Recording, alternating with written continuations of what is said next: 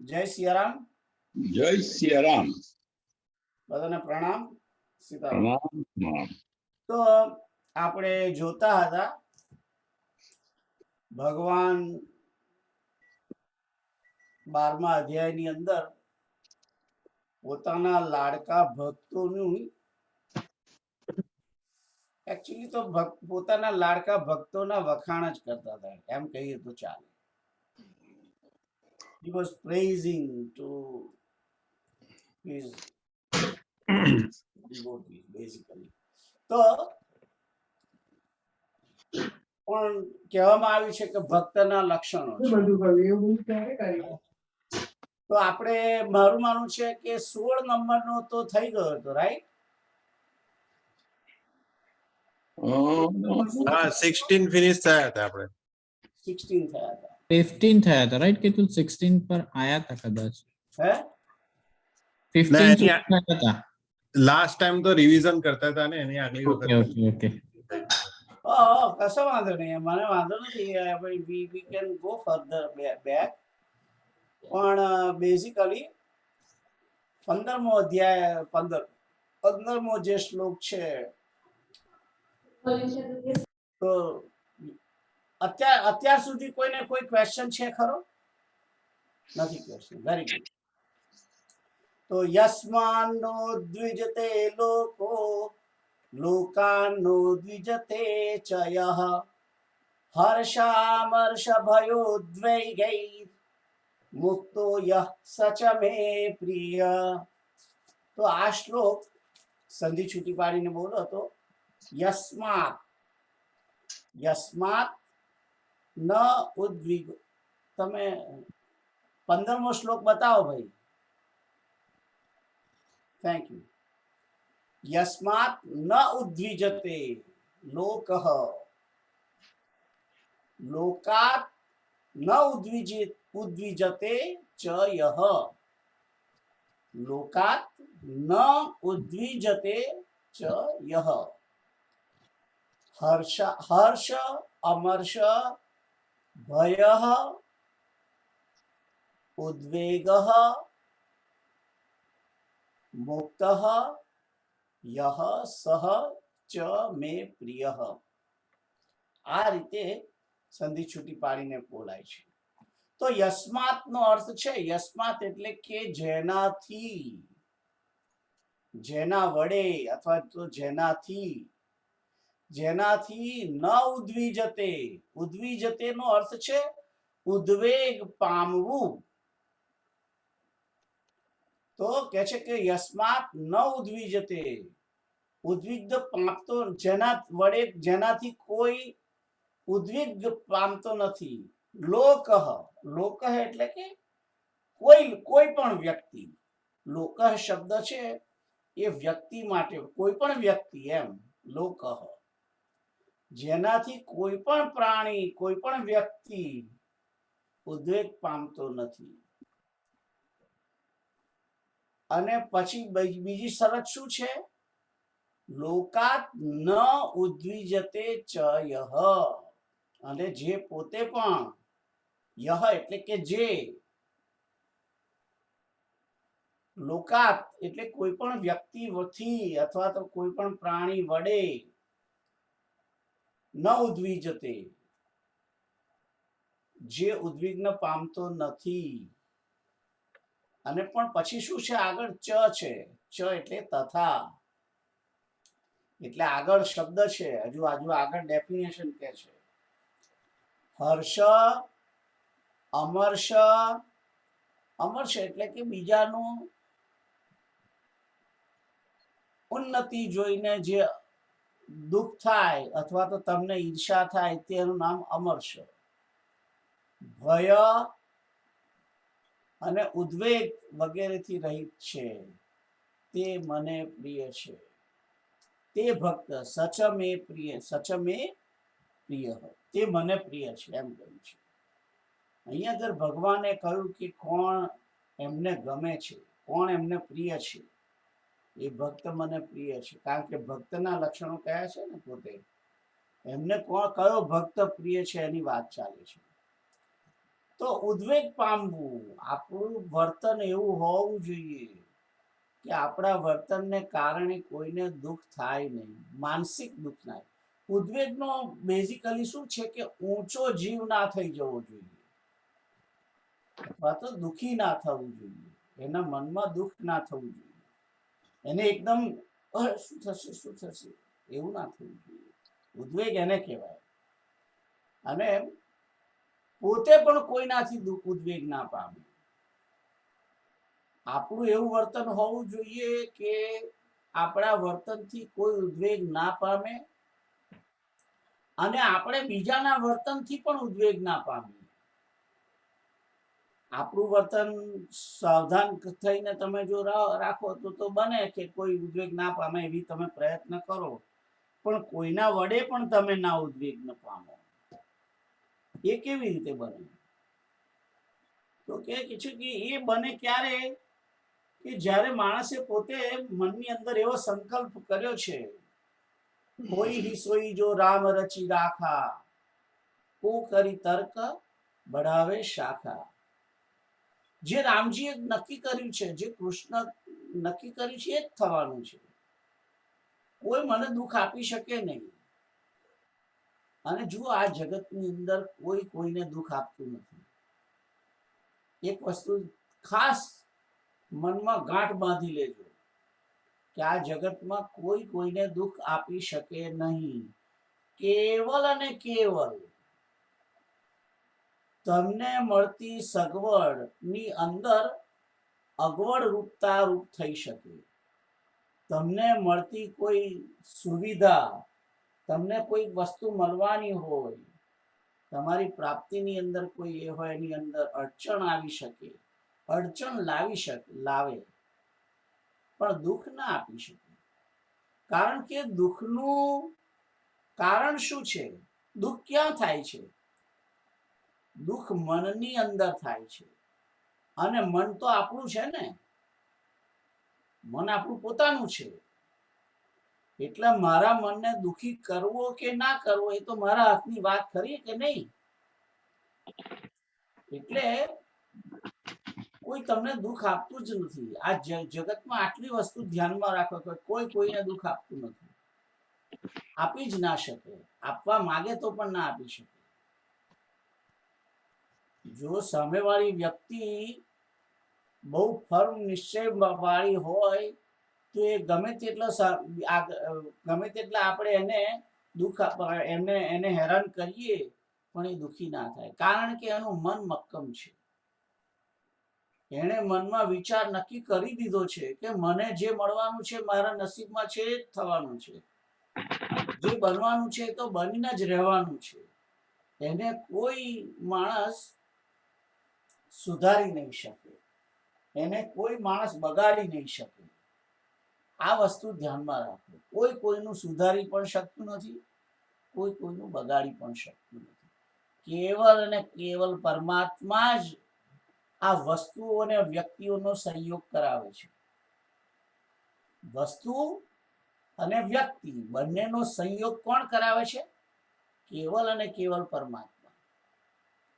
એટલે વસ્તુ અને વ્યક્તિનો સંયોગ એ જે છે એ પરમાત્માની ઈચ્છાથી થાય છે.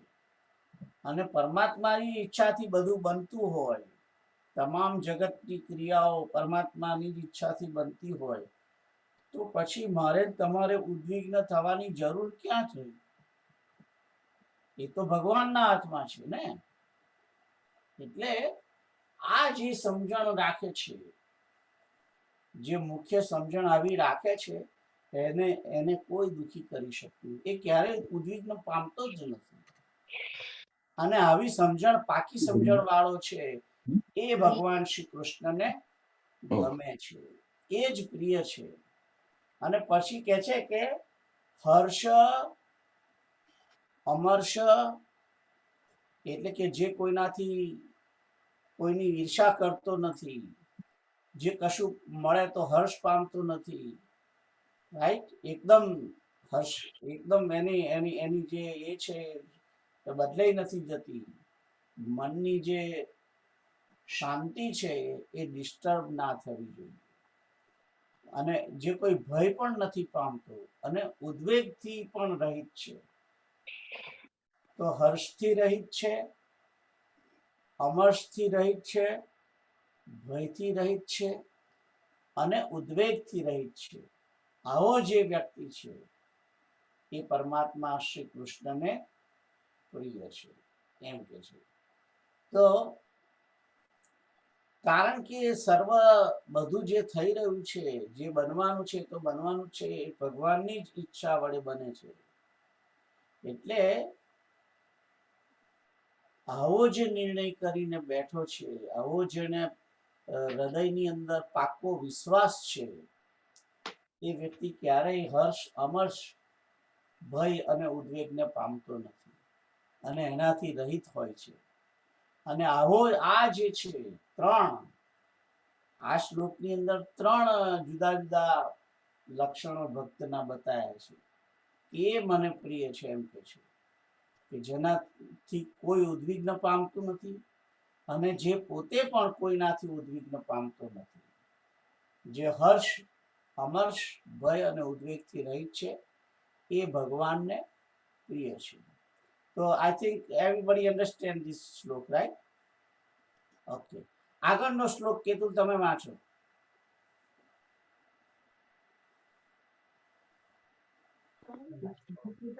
અનપેક્ષ શુચિર્દક્ષ ઉદાસીનો ગતવ્યથઃ સર્વારંભ પરિત્યાગી યો મદ્ભક્તઃ સમે પ્રિયઃ.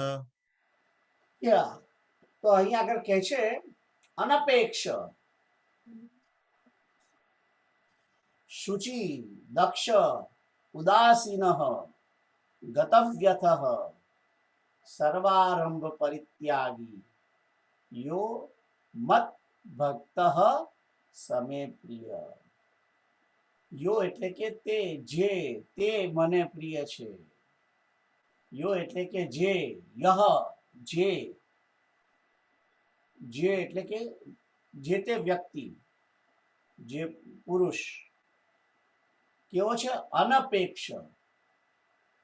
અનપેક્ષ એટલે એને કોઈ અપેક્ષા જ નથી, અપેક્ષા નથી, અપેક્ષાથી રહિત છે. કાર્ય કરે છે પણ એને ફળની અપેક્ષા નથી. એ અપેક્ષા રહિત, અનપેક્ષ. શુચિ, શુચિ એટલે પવિત્ર. અને અહીં આગળ શુચિનો અર્થ જે છે એ બંને રીતે, બહારથી અને અંદરથી. અંદરથી એટલે કે અંતઃકરણ જેનું પવિત્ર છે તે, અને બહારથી પણ પવિત્ર છે. તો બંને રીતે જે પવિત્ર છે તે, શુદ્ધ છે તે. અહીં આગળ શુચિનો અર્થ પવિત્રતા ગણું છું. આમ તો શુચિનો અર્થ થાય છે સ્વચ્છ, અથવા તો સ્વચ્છ થાય છે બેઝિકલી. પવિત્ર પણ શુચિમાં પવિત્રતા પણ ગણી છે ઘણી વખત. તો અંતઃકરણ જેનું પવિત્ર હોય, જેની મનની અંદર કોઈ મેલ નથી, એવો જે છે. અને પછી શું કે છે? દક્ષ. દક્ષ, દક્ષ કોને કહેવાય? કે જે પોતે જે કામ કરવા માટે આવ્યો છે એ કામ પોતાનું પૂરું કરે એનું નામ દક્ષ. એને જે આપણે જે કામ માટે કોઈ જગ્યાએ ગયા હોઈએ અને કામ પૂરું પાડીને તમે આવો પાછા ઘરે, એ દક્ષ. એટલે કે પોતાનું કામ પૂરેપૂરું સફળ કરે. ગમે તેટલી વિઘ્ન આવવાના હોય તેમ છતાં એ કાર્યને પૂરું કરે. ગમે તેવું વાતાવરણ હોય અને કાર્ય પૂરું ના થાય એવું હોય તેમ છતાં પણ એને પોતાની બુદ્ધિ ચાતુરી વાપરીને જે કાર્યને પૂરું કરે છે તે દક્ષ છે. ઘણી વખત આપણે કોઈ કાર્ય કરવું હોય અને બીજું કોઈ વિઘ્ન નાખતું હોય, રાઈટ, એવું બનતું હોય છે ને.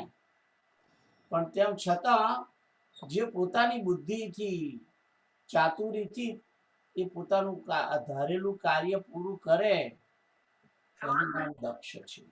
તો એ દક્ષ છે.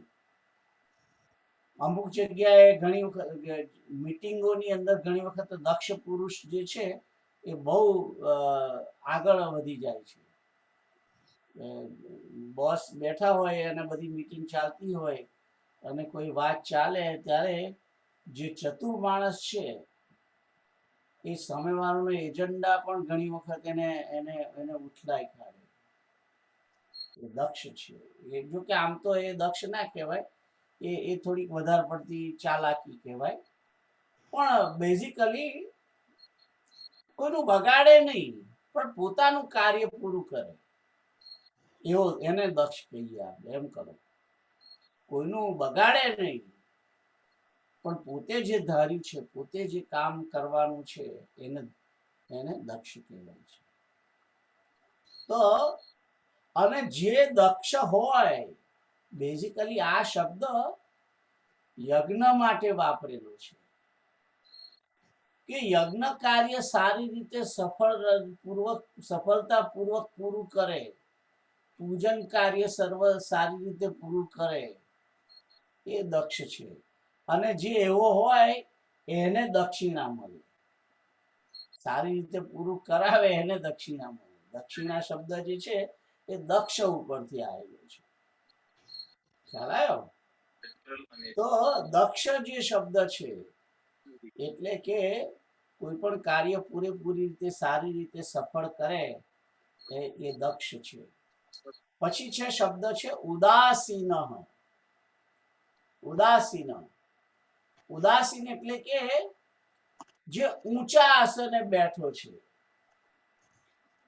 ઊંચા આસને બેઠેલો છે. એટલે કે જે પક્ષપાતથી રહિત છે. જેવી રીતે કોર્ટની અંદર અથવા તો વિધાનસભામાં અથવા તો લોકસભાની અંદર, પાર્લામેન્ટરી બોર્ડની અંદર નીચે બોર્ડ મેમ્બરો ટોક કરતા હોય, આર્ગ્યુમેન્ટ કરતા હોય અને ઉપર ગેલેરીમાં જે બેઠા છે એ બધા ઉદાસીન છે. ઉદાસીન એટલે કે કારણ કે એ લોકો ભાગ ના લઈ શકે, ખાલી જુએ જ છે. ઉદાસીન શું કરે? કોઈ પણ ચર્ચાની અંદર ભાગ ના લે અને ખાલી એને સાક્ષી ભાવથી જોયા કરે. ખ્યાલ આવ્યો? એ જે છે એ ઉદાસીન, સાક્ષી ભાવથી જોયા કરે એ ઉદાસીન છે. તો સાક્ષી ભાવથી એટલે કે કશામાં એન્ટર ના થાય, પોતાનો મત પણ ના લે અને ખાલી એ મુક પ્રેક્ષકની માફક બેસીને જોયા કરે, કશામાં ઇન્વોલ્વ ના થાય, તે ઉદાસીન છે. એટલે કોઈ બીજા કાર્ય કરતા હોય એની અંદર એ ઉદાસીન ભાવે જોયા કરે કે શું કરે છે, પોતે ઇન્વોલ્વ ના થાય, એને ઉદાસીન કહેવાય. અને પછી છે ગત વ્યથ. જુઓ, ઉદાસીન પછી ગત વ્યથ શબ્દ લખ્યો છે. કેમ એવું કર્યું છે? કારણ કે ઘણી વખત વ્યક્તિ ઉદાસીન જે છે એ મુખ બનીને જોયા કરે પણ મનની અંદર દુઃખ હોય, એને બોલી ના શકે એટલે ના બોલે, પણ મનમાં દુઃખ હોય. એટલા માટે આ શબ્દ પછી લખ્યો છે ગત વ્યથ. એટલે કે જેની વ્યથાથી છૂટેલો છે, દુઃખ વ્યથા એને થતી નથી, પોતે સાક્ષી ભાવથી જુએ છે અને દુઃખ પામતો નથી. ખ્યાલ આવ્યો? તો એવો જે છે ગતવ્યથ, ઉદાસીન તો રહેવાનું છે પણ ઉદાસીનતાની સાથે સાથે ગતવ્યથ, પોતે દુઃખી થવાનું નથી, કે આ ખોટું કર્યું, નુકસાન થઈ જશે, આમ તેમ બોલે નહીં, બોલાય નહીં. ઘણી વખત પરિસ્થિતિઓ એવી હોય કે આપણે કશું કહી ના શકીએ, પણ પાછું એનું એને એને એ જે થતું હોય એ સહન પણ ના કરી શકીએ, એટલે પછી દુઃખી થાય માણસ. ખ્યાલ આવ્યો? દુઃખી થાય. એટલે દુઃખી એ દુઃખ પણ ના થવું જોઈએ. અહીંયા આગળ ફરી લાગે રાઈટ, હે અહીંયા આગળ ફરી પાછું કોઈ સો રામ રચી રાખા થઈ જાય. That's right. હોય Yeah. સોઈ જો રામ રચી રાખા, કો કરી તર્ક બઢાવે શાખા. જે થવાનું છે એ થવાનું છે. ભગવાન રામે જે ઈચ્છ્યું છે એ જ બનવાનું છે. એટલે કોઈ તર્ક કરીને એની શાખા વધારવાની જરૂર નથી કે આમ થશે, આમથી આવું થશે, આવું કર્યું, આ આવું બોલ્યા, આ આવું બોલ્યા. એવું મનમાં પછી એના માટે દુઃખ રાખવાની જરૂર નથી, કારણ કે પોતે ટોટલી આઉટ જ છે. તમે ભાગ લઈ નથી શકવાના જે તે પ્રસંગ બની રહ્યો છે તેની અંદર, અને તમારે ખાલી જોવાનું જ છે. તો પછી ખાલી જુઓ જ, કામ વગર ફિઝિકલી તમે ઇન્વોલ્વ નથી થતા, પણ મેન્ટલી ઇન્વોલ્વ નહીં થાવ. ખ્યાલ આવ્યો? ઘણી આપણે મોટા ભાગે શું થાય છે કે ઉદાસીન પાછા કહેવાય, પોતે નામના ઉદાસીન રહે પણ મેન્ટલી એ દુઃખી થતા હોય. એ દુઃખ ના થવું જોઈએ. એટલે ગતવ્યથ શબ્દ છે. ઉદાસીન પછી તરત જ ગતવ્યથ શબ્દ આપ્યો છે. અને પછી કે છે સર્વારંભ પરિત્યાગી. સર્વારંભ પરિત્યાગી, તમામ આરંભોથી જે મુક્ત છે તે. તમામ આરોપી એટલે કે એને એવું નહીં કે હું આ કાર્ય કરું, આ કાર્ય કરું, આરંભ કરું, એવું એને ના હોય. એ હંમેશા કોઈ સંકલ્પ ના કરે કે મારે આ કામ કરવું છે.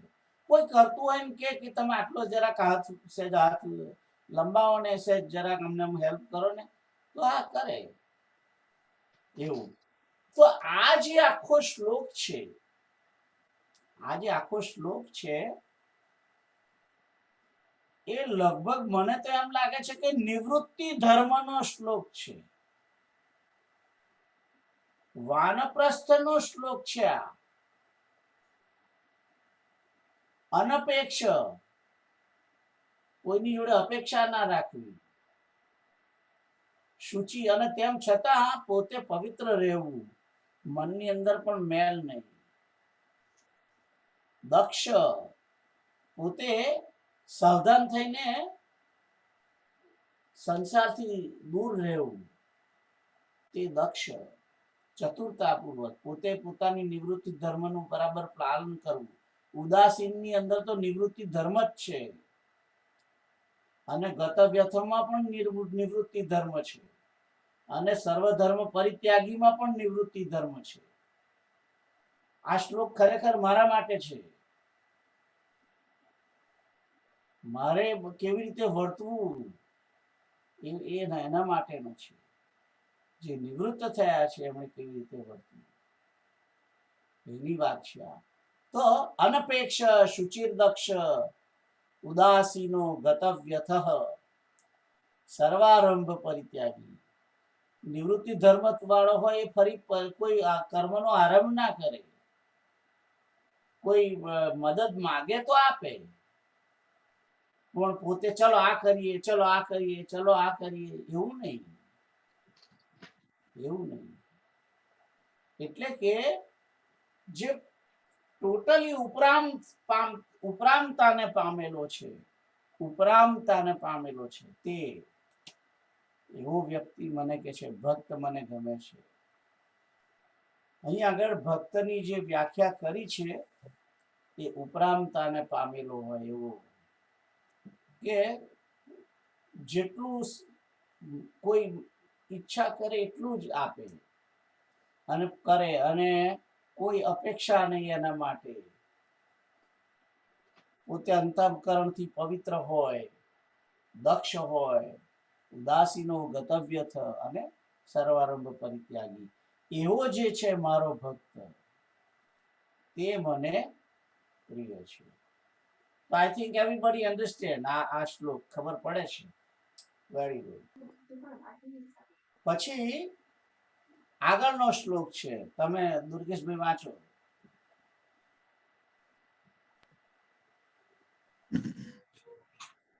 यो न हृष्यति न द्वेष्टि न शोचति न काङ्क्षति शुभाशुभ परित्यागी भक्तिमान्यः समे प्रिय. यो न रुष्यति न द्वेष्टि न शोचति न कांक्षति शुभ अशुभ परित्यागी भक्तिमान यह स च मे प्रिय. यह स च मे प्रिय. તો ભક્તિ માન્ય એટલે કે માન્યતાની વાત નથી અહીંયા. ભક્તિમાન અને યહ એ બે જુદા શબ્દો છે, પણ ભેગો શબ્દ લખ્યો છે અહીંયા. તો યહ એટલે કે જે ન રુષ્યતિ, જે હર્ષ પામતો નથી. તાર મોઢું ચડાઈને બેસે એ હર્ષ પામતો નથી. એટલે મોઢું ચડાય એવું નહીં. હર્ષ પામતો નથી એટલે કે જેને કશું પ્રાપ્ત થાય ને એની હેડકી નથી આવતી, જેને પોતે ક્ષમતાની અંદર એવો હર્ષ પામતો નથી અને દ્વેષ પણ કરતો નથી. એટલે કોઈથી કોઈ વસ્તુ મળી જાય, કોઈ વ્યક્તિ મળે તો હર્ષ પણ ના પામે, અને વસ્તુ ગુમાઈ જાય કે વ્યક્તિ જાય તો એનાથી પોતે દુઃખ પણ ના પામે. એવો એ હર્ષ ક્યારેય હર્ષ પામતો નથી તે. અને ન દ્વેષ્ટિ, જે દ્વેષ પણ નથી કરતો. અહીંયા આગળ ફરીથી દ્વેષનું જે છે એ બીજી વખત આવી. જુઓ, આગળ પહેલા પણ એકવાર આવ્યું હતું, અદ્વૈષ્ટા સર્વભૂતાનામ મૈત્ર કરુણેવ ચ. રાઈટ? ભક્તના લક્ષણમાં બીજી વખત એનું એ જ શબ્દ આવ્યો છે, ન દ્વેષ્ટિ. ન દ્વેષ્ટિ એટલે કે દ્વેષ પણ નથી કરતો. ન શોચતિ એટલે કે જે ચિંતા પણ નથી કરતો, એમ કે છે. ચિંતા પણ નથી કરતો. ન કાંક્ષતિ, કશાની કામના પણ નથી કરતો. કશું મળે ના મળે તો એની કામના પણ નથી કરતો. અને યહ એટલે મને બીજું પછી આગળ કે છે, શુભ અશુભ પરિત્યાગી. શુભ કાર્યોને પણ ત્યાગી દે છે અને અશુભ અશુભને પણ ત્યાગી દે છે. શુભાશુભ પરિત્યાગી, શુભ અને અશુભને ત્યાગી દે છે. તો શુભ અને અશુભ એ બે શું છે? એ બંને ફળ છે, કર્મ નથી. શુભ કર્મ પણ કહેવાય છે, અશુભ કર્મ પણ કહેવાય છે, પણ જનરલી અહીંયા આગળ કર્મ શબ્દ વાપર્યો નથી. એટલે કે ફળની વાત કરે છે. શુભ ફળનો પણ ત્યાગ કરે છે, અશુભ ફળનો પણ ત્યાગ કરે છે. એટલે કે જે ફળને ઈચ્છા જ ન કરતો નથી. એટલા માટે જ આગળ શબ્દ હતો ન કાંક્ષતિ, કશું ઈચ્છા કરતો નથી. ન શોચતી, મને મારું કર્મ પૂરું થશે ને મને ફળ મળશે કે નહીં એની પણ ચિંતા નથી કરતો. કાર્ય પૂરું થશે કે નહીં એની પણ ચિંતા નથી કરતો. તો આવો જે છે તે ન રુષ્યતિ ન દ્વેષ્ટિ ન શોચતિ. શોચતિ નો અર્થ છે ચિંતા કરવી. અને ન કાંક્ષતિ, રાઈટ? અને શુભાશુભ પરિત્યાગી, શુભ ફળને પણ ત્યાગ કરી દે છે, અશુભ ફળને પણ ત્યાગી દે છે. એ જે છે એવો વ્યક્તિ, તે ભક્તિમાન પુરુષ, એવો જે ભક્તિમાન પુરુષ, ભક્તિવાળો પુરુષ છે એ મને પ્રિય છે, એમ કે છે.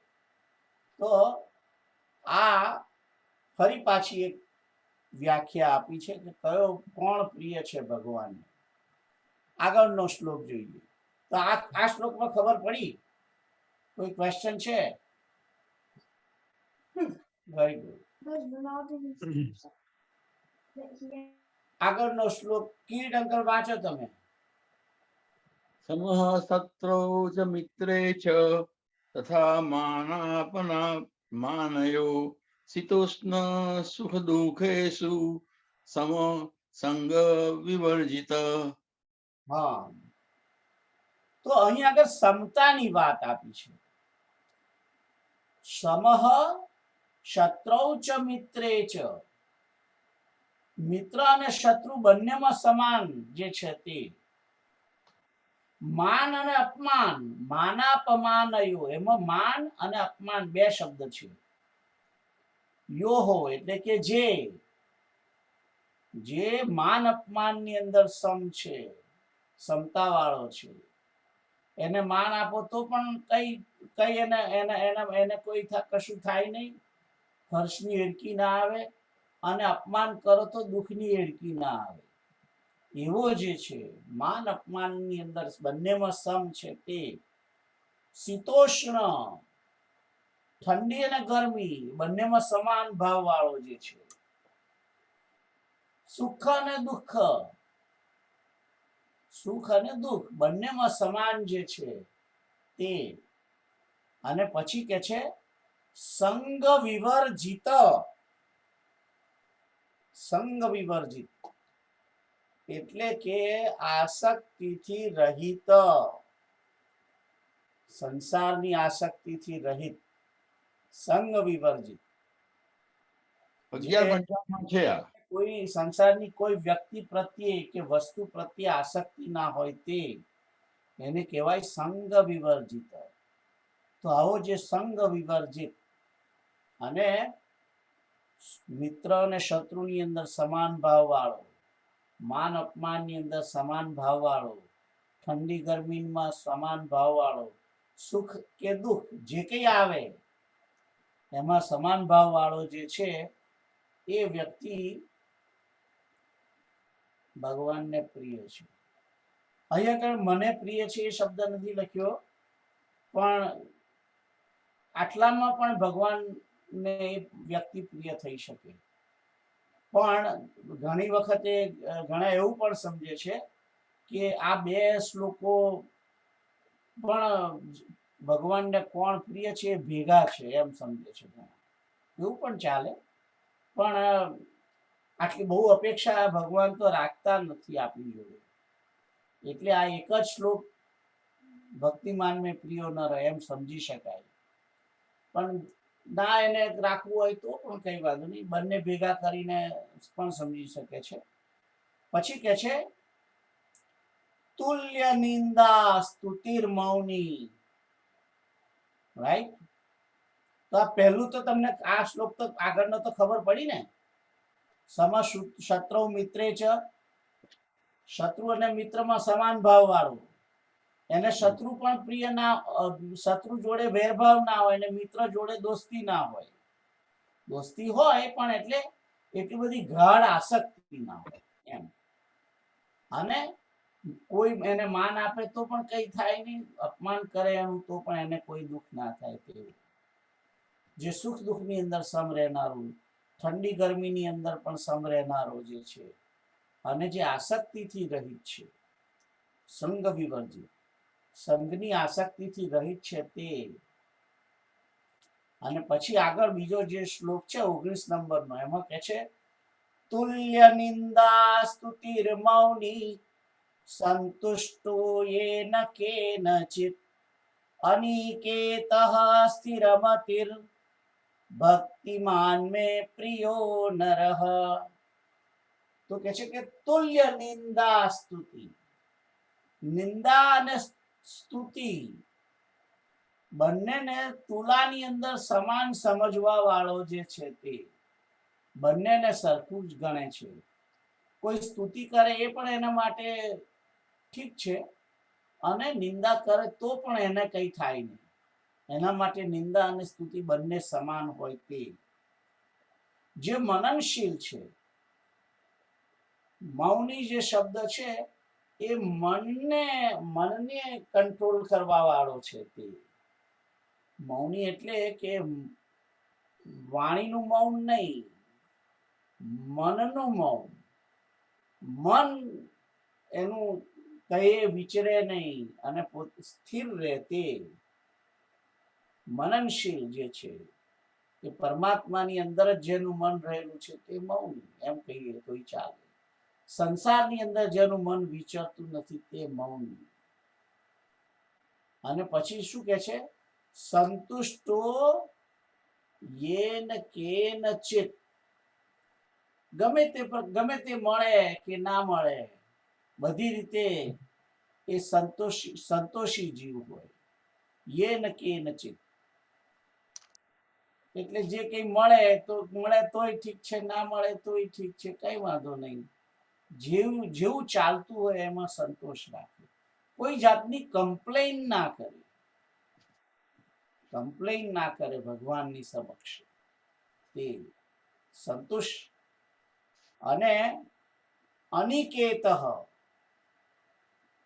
અહીંયા આગળ જનરલી તમે લિટરલી જોવા જાઓ તો નિકેત એટલે કે નિવાસ, અને અનિકેત એટલે કે નિવાસ વગરનો.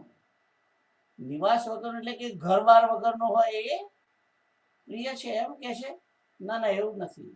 પણ જે નિકેત જે છે એની અંદર એની આસક્તિ ના હોય, ઘરની અંદર આસક્તિ ના હોય, મમતા ના હોય. અને સ્થિરમતી એટલે બહુ મોટી વાત કરી દીધી. સ્થિત પ્રજ્ઞ કહેવાય એને. જેની સ્થિર બુદ્ધિ છે તે. મતિનો અર્થ બુદ્ધિ. અનિકેત સ્થિરમતી, એ સ્થિર બુદ્ધિ વાળો જે છે એવો જે ભક્તિમાન પુરુષ છે. ભક્તિમાન મે પ્રિયો નરહ. મે એટલે કે મને પ્રિય છે. કોણ છે? કોણ એવો પ્રિય છે? નર. એવો વ્યક્તિ જે નિંદા સ્તુતિને સમાન સમજતો હોય, જે મનનશીલ હોય, મૌની હોય, જે કઈ મળી આવે એની અંદર સંતોષ પામે એવો હોય, જે ઘરની અંદર મમતા રહિત હોય, આસક્તિ વગરનો હોય, અને જે સ્થિર બુદ્ધિ વાળો જે છે તેઓ ભક્તિમાન પુરુષ મને પ્રિય છે એમ કે છે. તો આ જે શ્લોકો છે 18 અને 19, એ બંને ભેગા છે. આટલા બધા લક્ષણ થાય ત્યારે મને પ્રિય નર છે એમ કે છે.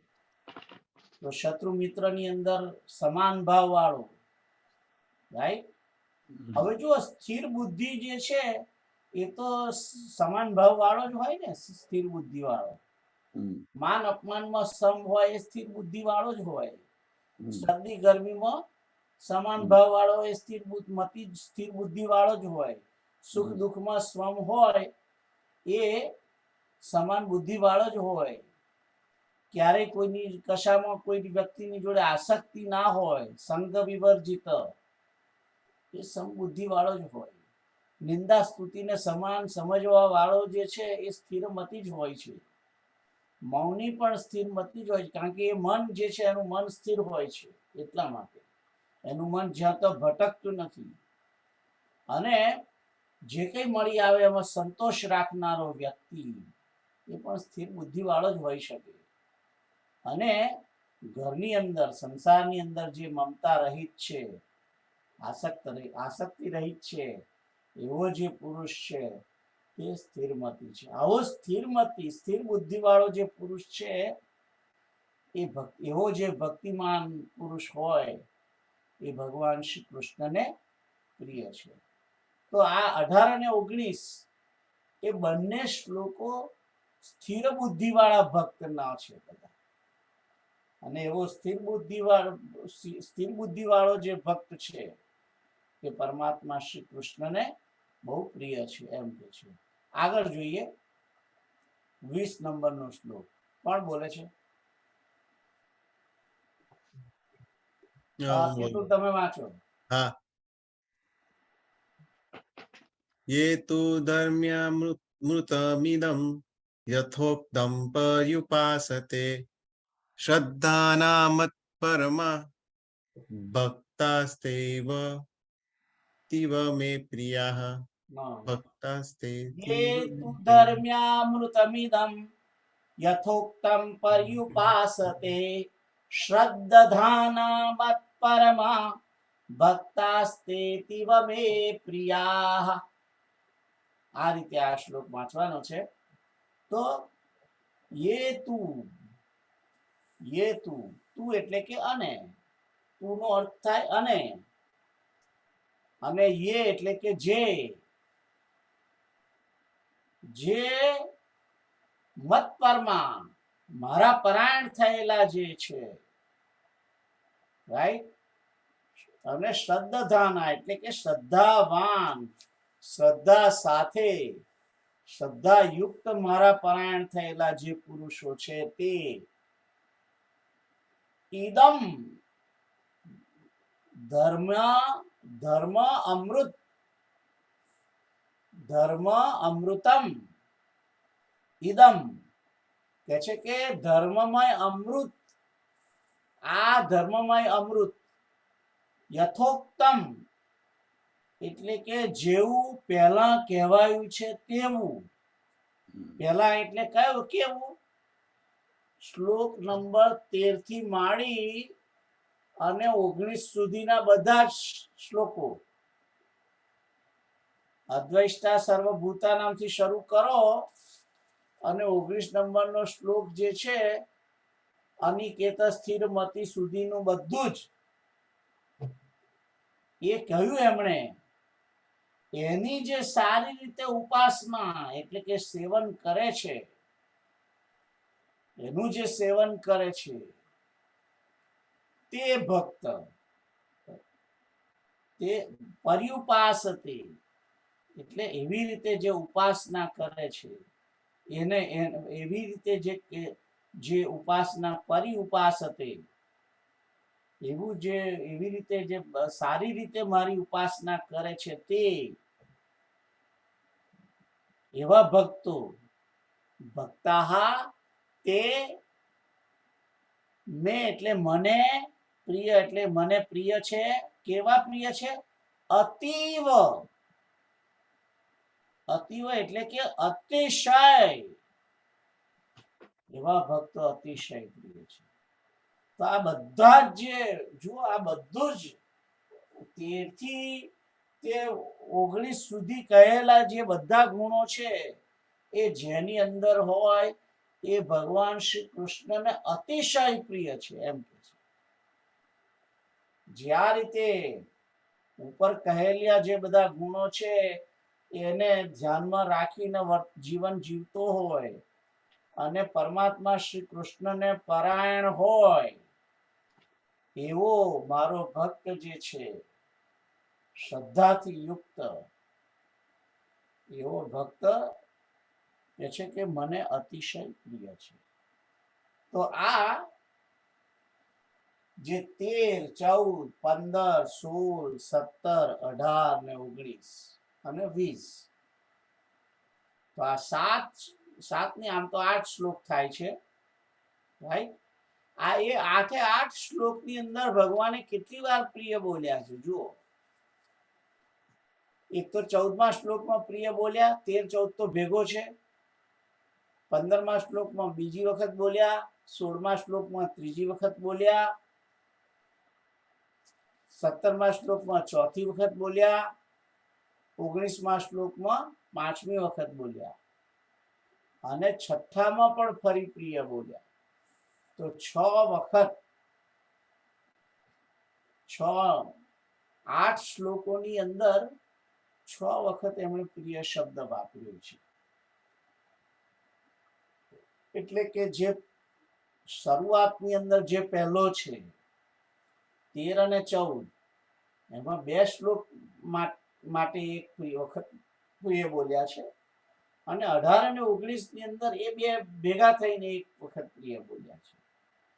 એટલે કુલ 8 શ્લોકોની અંદર એ કુલ 6 વખત પ્રિય શબ્દ બોલ્યા છે. તો આ 12મો અધ્યાય અહીં આગળ પૂરો થાય છે. જનરલી કોઈને ક્વેશ્ચન છે? Anybody having a question? તો તમે 12મા અધ્યાયની અંદર 20 શ્લોકો છે અને એની અંદર આપણે રિવિઝન કરીએ કે પ્રશ્ન અર્જુનનો એવો હતો કે જે નિર્ગુણની ઉપાસના કરે છે તે કે સગુણની ઉપાસના કરે છે, એ બેમાંથી તમને તમારા મતે કોણ ઉત્તમ યોગી છે, આવો પ્રશ્ન પૂછ્યો હતો. તેશામ કે યોગ વિત્તમાં. અને એનો જવાબ ભગવાને, મારું એવું માનવું છે કે 7મા શ્લોક સુધી એનો જવાબ આપ્યો.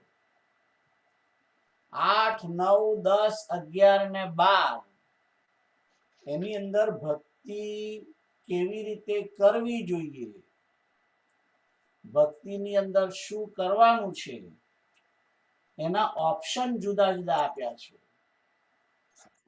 8, 9, 10, 11 અને 12 ની અંદર ઓપ્શન જુદા. તું આ ના થાય તો આ કર, આ ના થાય તો આ કર, આ ના થાય તો આ કર એમ. અને 13, 14, 15, 16, 17, 18, 19 અને 20 એની અંદર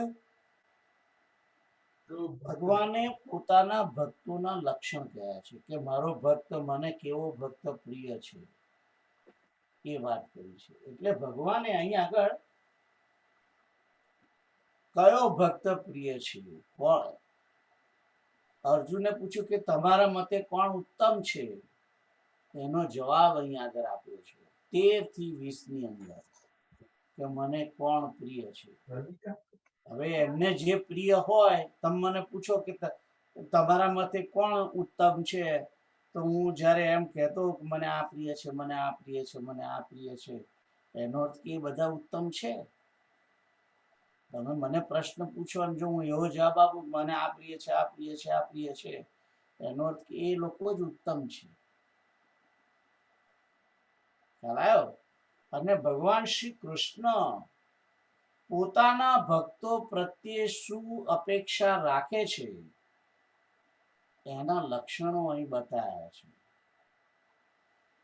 ભગવાન પોતાના ભક્ત એમને કોણ ગમે છે, એટલે હું એમ કહું મને આ માણસ બહુ ગમે છે, એટલે કે મને એની અંદર રહેલા જે ગુણો છે એ ગમે છે. એનો અર્થ કે મને મારી અપેક્ષા, મારી જે હું જેને આદર્શ ભક્ત કહું છું એ બધા ગુણો એની અંદર છે. ખ્યાલ આવ્યો? તો આ 13 થી 20 ની અંદર 8 શ્લોકોની અંદર આદર્શ ભક્તના ગુણો કેવા હોવા જોઈએ એનું વર્ણન અહીં આગળ કરેલું છે 13 થી 20 ની અંદર. એટલે ભગવાન આપણી પાસે શું અપેક્ષા રાખે છે એની વાતો અહીં આગળ કરેલી છે બેઝિકલી.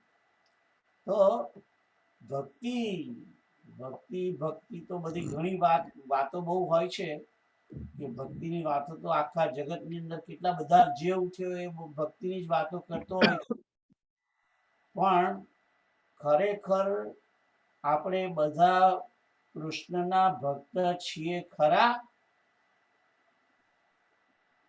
ખરેખર આ રીતે આપણે ભક્તિ કરીએ છીએ? આ રીતે ભક્તિ કરીએ છીએ ખરા? આપણે નથી કરતા, નથી કરતા, નથી કરતા, નથી કરતા. 3 વાર હું બોલ્યો. સત્ય છે. આપણે ભગવાનની પરીક્ષામાં સાચા ઉતરતા, ખરા ઉતરતા જ નથી. અમે આ કન્ટ્રીની અંદર તો 70 માર્કે પાસ હોય છે ને, ઇન્ડિયામાં 35 માર્કે પાસ, 35%. એટલે કે 65% તમે ના લાવો તો વાંધો નહીં એમ કે છે ઇન્ડિયા વાળા. અને અહીંયા આગળ વાળા એમ કે છે કે તમે 30% ના લાવો તો વાંધો નહીં, 70 તો જોઈએ જ. તો હવે તમે વિચારો કે આમાંના 1% ગુણ આપણામાં છે ખરો? 1% એમ એક પણ ગુણ નથી. કેટલા ગુણો ગણાવ્યા છે એ હું તમને કહું. અદ્વૈષ્ટાથી શરૂ કરો તમે. અદ્વૈષ્ટા 1, મૈત્ર 2, કરુણ 3, નિર્મમ 4, નિરહંકાર 5, સમદ સુખ દુઃખ સુખી 6, ક્ષમી 7, સંતુષ્ટ 8, સતત યોગી 9, યથાત્મા 10, દ્રઢ નિશ્ચય 11, મય્યર્પિત મનો 12, મય્યર્પિત બુદ્ધિ 13. એટલે પહેલા બેમાં 13 ગુણ છે. યસ્માનનો દ્વિજતે લોકો 14, લોકાનનો દ્વિજતે 15, હર્ષ મર્ષ ભયોદ્વેગે મુક્ત એ બધાથી મુક્ત 16, રાઈટ. અને અનપેક્ષ 17, શુચિ 18, દક્ષ 19, ઉદાસીન 20, ગતવ્યથ 21, સર્વારંભ પરિત્યાગી 22, યો ન ઋષ્યતિ 23, ન દ્વેષ્ટિ 24, ન શોચતી 25, ન કાંક્ષતી 26, શુભાશુભ પરિત્યાગી 27, સમશત્રુ મિત્રે 28, માનાપમાન સમ 29, શીતોષ્ણ 30, સુખ દુઃખમાં સમ 31, સંગ વિવર્જિત 32, તુલ્ય નિંદા સ્તુતિ 33, મૌની 34, સંતુષ્ટો યેન કેનચિત 35, અનિકેત 36, સ્થિરમતિ 37, અને એટલે કુલ 37 ગુણો છે. અને માનો કે 37 ને 33 ગણો અને એકને 3 પોઈન્ટ આપો તો એક પણ ગુણ આપણામાં હોય તો 3% મળે આપણને. હવે એક પણ ટકો છે નહીં. આવું કામ છે આપણું. તો આપણે જે ભક્તિ કરીએ છીએ એની અંદર કોઈ ગરબડ છે એવું લાગે છે, રાઈટ.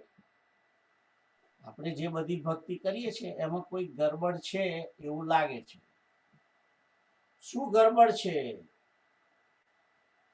શું ગરબડ છે એ વિચારવાનું મારે તમારે છે. તો આ 37 લક્ષણ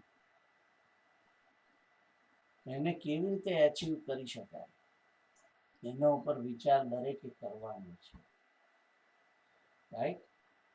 તો વિચાર કરી અને આવતા વખતે કહો તારે પછી કે કયા લક્ષણ આપણે ભેગા કર્યા છે કે કશું નિયમમાં છે કે નહીં. એ કોઈને ક્વેશ્ચન છે 12મા અધ્યાયમાં? પેલું 32 લક્ષણો બહુ સાંભળ્યું છે. આ તો તમે 37 કરાયા. એકાદ બે રિપીટેડ હોય ને એટલે આમાં બેઝિકલી એ 32 લક્ષણ વાળો તો પુરુષ હોય છે. એ ભક્તિના લક્ષણની વાત જુદી, નથી. રાઈટ, આઈ નો, રાઈટ, એ જુદી વસ્તુ. એમાં તો 37 લક્ષણ ભક્તિના લક્ષણ 37 બતાયા છે, રાઈટ. અને એવું કશું નહીં 32 લક્ષણ વાળો પણ ભક્ત ના હોઈ શકે. એનામાં આ બધા લક્ષણ ના હોય. 32 લક્ષણ કયા છે તો મને ખબર નથી. 32 લક્ષણ આ પુરુષ પણ અહીં જે છે કયા છે કે કયા શું જીવનની અંદર. તો બેઝિકલી આ બધી ભક્તિ જે છે તમે જો એક પોઈન્ટ જે છે એક પોઈન્ટ 13 થી 20 ના જે શ્લોકો છે એની અંદર એક વસ્તુ જે છે એ મનની અવસ્થાની વાત છે બધી. Are you agree with me? હા. આપણે જો ફરીથી વિચાર કરીએ અદ્વૈષ્ટા સર્વભૂતાનામ તો કોને માટે અમલ કરો? કેવી રીતે અમલ થાય? અમલમાં મૂકવું મનથી જ અમલમાં મુકાય. મૈત્ર મનથી અમલમાં મુકાય. કરુણા મનથી અમલમાં મુકાય. નિર્મમો મનથી અમલમાં મુકાય. નિરહંકાર મનથી અમલમાં મુકાય. સમ દુઃખ સુખ છે એ પણ મનનું જ છે. ક્ષમા પણ મનથી જ આપી શકાય. રાઈટ. સંતોષ પણ મનનું જ છે. સતત યોગી મનનું છે. યથાત્મા એટલે કે જીતેલા મન વાળો એ મનનું જ છે. દ્રઢ નિશ્ચય મનનું જ છે. મય્યર્પિત મનોબુદ્ધિ એ પણ મનનું જ છે. યસ્માન નો દ્વિજતે લોકો એ મનની જ અવસ્થાની વાત છે. લોકાન નો દ્વિજતે ચ યહ એ મનની જ અવસ્થાની વાત છે. હર્ષ અમર્ષ ભય અને ઉદ્વેગથી રહિત રહેવું એ મનની જ અવસ્થાની વાત છે. અનપેક્ષા મનની જ અવસ્થાની વાત છે. શુચિ અંતઃકરણની પવિત્રતા એ મનની જ અવસ્થાની વાત છે. દક્ષ એ પણ મનથી જ કરવાનું છે. ઉદાસીન મનથી, ગતવ્યથ મનથી, સર્વારંભ પરિત્યાગી એ મન જ હોવું જોઈએ. એવું યો ન હૃષ્યતિ મનનું જ છે. ન દ્વેષ્ટિ ન શોચતી ન કાંક્ષતી મનનું છે. શુભાશુભ પરિત્યાગી એ પણ મનનું છે. અને સમશત્રૌ ચ મિત્રે ચ મનનું છે. માન અપમાન ની અંદર સમ રહેવું મન. શીતોષ્ણમાં સમ રહેવું મન. સુખ દુઃખમાં સમાન રહેવું મન. સંગ વિવર્જિત પણ મન. માણસ ઘણા લોકોની જોડે બેઠો હોય પણ એને સંગ પોતે બેઠા 10 જણની જોડે હોય પણ એકલા રહેવાનું એ મનથી જ રહેવાનું છે. સંગ વિવર્જિત. અને તુલ્ય નિંદા સ્તુતિ મૌની મન. સંતુષ્ટ મન. યેન કેનચિત માં સંતુષ્ટ રહેવું એ મનનું જ છે. અનિકેત મન. સ્થિરમતી પણ મન. તો બધું જ મનનું છે. તો આ બધું જે છે, બધા જ લક્ષણો જે છે એ મનની અવસ્થા માટેનું છે. મનની અવસ્થા. અને મનની અવસ્થા જે છે એ અવસ્થા મારે તમારે મનને જ બદલવાનું છે. આપણું મન જ બદલવાનું છે. એ જ વસ્તુ મુખ્ય છે. મન બદલાશે તો જ આ બધા ગુણો પ્રાપ્ત થશે. એ વાત છે. કશું ફિઝિકલ થી કરવાનું નથી. ઇન્દ્રિયો વડે આ એકેય ગુણો મળે એવા નથી. લો, આ એક પણ ગુણ ઇન્દ્રિયો વડે પ્રાપ્ત કરી શકો ખરા? આ કઈ માળા કરવાની છે કે મોઢા વડે બોલવાનું છે? ના. બધું જ મનનું છે વસ્તુ. તો માનસિક અવસ્થા જે છે એ ભક્ત ની પરિવ્યાખ્યા, ભક્તની પરિભાષા જે છે એ મનની જ છે. મનથી જ પ્રાપ્ત થશે. એટલે માણસે મનને બદલવું પડશે તો જ એ વ્યક્તિ સાચો ભક્ત થઈ શકશે. આ મુખ્ય પોઈન્ટ છે. આખો બધા લક્ષણો મેળવવા ઈઝી નથી, પણ જો મનનું સમાધાન થઈ જાય, માનસિક સમાધાન થઈ જાય, મન વડે આ બધું કરવાનું છે, તો મન વડે કરવામાં તો કોઈ ખર્ચો આવવાનો નથી. આવવાનો છે કે તું કોઈ ખર્ચ ખરો આમાં? એક પણ ગુણ પ્રાપ્ત કરવામાં કોઈ ખર્ચો છે? ના, ખર્ચો કશો જ નહીં. ટાઈમ બગાડવાનો છે? ના, ટાઈમે નહીં. જાગૃતિ રાખવી પડે, પણ આ પ્રમાણે આવું છે જાગૃતિ રાખવી પડે. That's right. Absolutely right. Absolutely right. જાગૃતિ બહુ જરૂરી છે. મન એકદમ ટોટલી જાગૃત રહે તો જ આ અવસ્થા, તો જ આ બધા ગુણો પ્રાપ્ત થઈ શકે છે. એ વસ્તુ નક્કી છે. તો આગળ બહુ જવું નથી મારે. કોઈ ક્વેશ્ચન હોય તો તમે મને કહો. આજે તમે મનની વાત કરી તો મન તો વિભૂતિ છે, રાઈટ? હા, તો એના વિશે કશું કહો તારે, બીજું શું? એટલે તમે અડિયો દડિયો કરીને બધો વાંક ભગવાનનો કાઢો છો એમ? ના ના ના ના. મન મારી વિભૂતિ છે, ઇન્દ્રિયોમાં મન હું છું એમ કહ્યું. હા. ઇન્દ્રિયાણામ મનશ્ચાસ્મી. હમ. એટલે તમારું કહેવાનો અર્થ એવો છે કે આ મન તો ભગવાનનું છે. હમ. એટલે જો ભગવાન કરાવે તો જ આપણું મન હરખું થાય, એવો તમારો કહેવાનો અર્થ છે. ના, મારો કહેવાનો અર્થ કશું નહીં. મારો તો ખાલી હે? એ વિભૂતિ થી આપણે છાપરે ચડાયા છે. શું? આપણને છાપરે ચડાયા છે. આપણી પાસે મન તો છે, રાઈટ? યા. અને વિભૂતિનો અંશ તો કહેવાય જ ને આપણું મન. ચોક્કસ. હા. પણ એને વિભૂતિ છે એ બરાબર છે, હા. પણ એ વિભૂતિ વાળું મન કેવું, આ બધા ગુણોને આત્મસાત કરે હોય તો એ મન વિભૂતિ છે. હા. બાકી મારા તમારું અત્યારે જે મન છે એ વિભૂતિ નથી ભગવાનની. પોટેન્શિયલ છે, પણ હવે આપણે અર્જિત કરવાનું છે. પોટેન્શિયલ છે, હા. પણ આપણે અર્જિત કરવાનું. I agree with you. Hmm. પણ છે નહીં અત્યારે આપણું મન કે વિભૂતિ વાળું નથી. હા. ભગવાનની વિભૂતિ ના બને. આ બધા જ ગુણો તમારી આપણી અંદર હોય તો એવું મન હોય એ વિભૂતિ બને. હમ. આ બધા ગુણોને જે આત્મસાત કરે હમ. એવું મન છે એને ભગવાને પોતાની વિભૂતિ કરી છે, હમ. એવું હું માનું છું. હમ.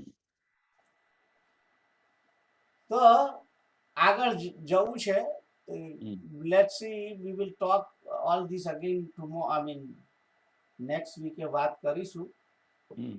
ઓમ તત્સત ઇતિ શ્રીમદ ઓમ. ભગવદ ગીતાસુ ઉપનિષત્સુ બ્રહ્મ વિદ્યાયામ યોગ શાસ્ત્રે શ્રી કૃષ્ણાર્જુન સંવાદે ભક્તિ યોગો નામ દ્વાદશોऽધ્યાયः. શ્રી પરમાત્મને સમર્પણમસ્તુ. હરિ ઓમ તત્સત, હરિ ઓમ તત્સત, હરિ ઓમ તત્સત.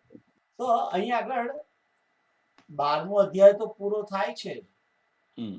પણ ભગવદ ગીતાનો જે ભક્તિ સત્ર છે હમ. વચ્ચેના જે 6 અધ્યાય, 7, 8, 9, 10, 11 અને 12, એ ભક્તિના જે અધ્યાયો છે એ 6 અધ્યાય અહીં આગળ પૂરા થઈ જાય છે.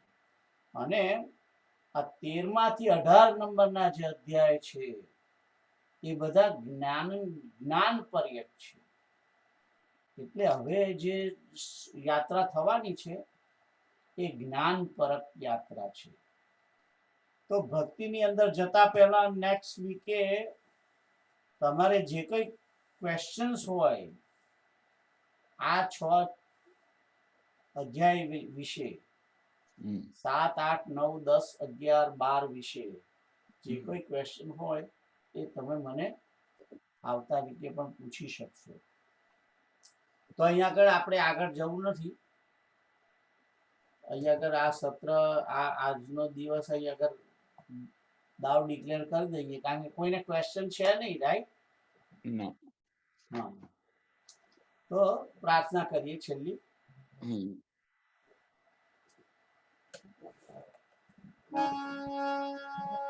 શ્રી કૃષ્ણ ગોવિંદ હરે મુરારે, હે નાથ નારાયણ વાસુદેવ. શ્રી કૃષ્ણ ગોવિંદ હરે મુરારે, હે નાથ નારાયણ વાસુદેવ